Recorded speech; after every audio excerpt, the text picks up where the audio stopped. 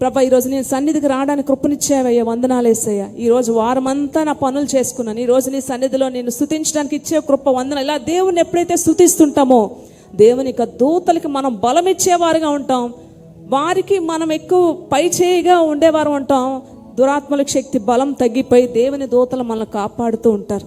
కనుక ఇవి జ్ఞాపకం చేసుకొని ఆరాధనలో ఆత్మతో సత్యముతో ఆరాధన చేయడం నేర్చుకోండి.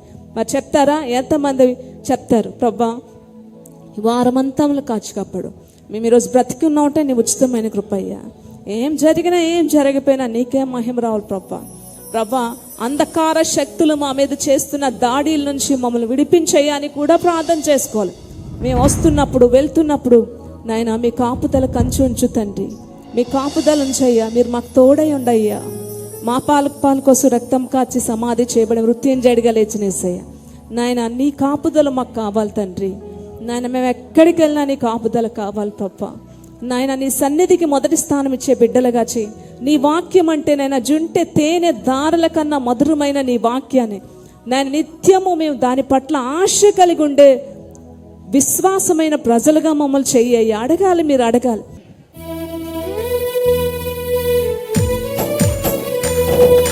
స్క్వైర్ కూడా నాతో వస్తారు. జుంటె తేనె దారులకు స్క్వైర్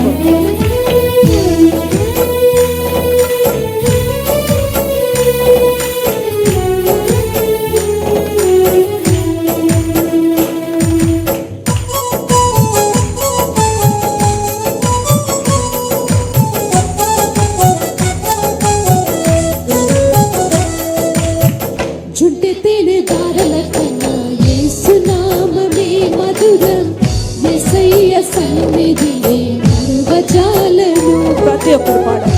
చుంటె తేనె దారులకు యేసు నామమే మధురం, యేసయ్య సన్నిధిని మరువజాలను. జీవితకాలమంతా నిజంగా కృతజ్ఞత కలిగిన ప్రతి ఒక్కరు కూడా ఆరాధన చేయండి.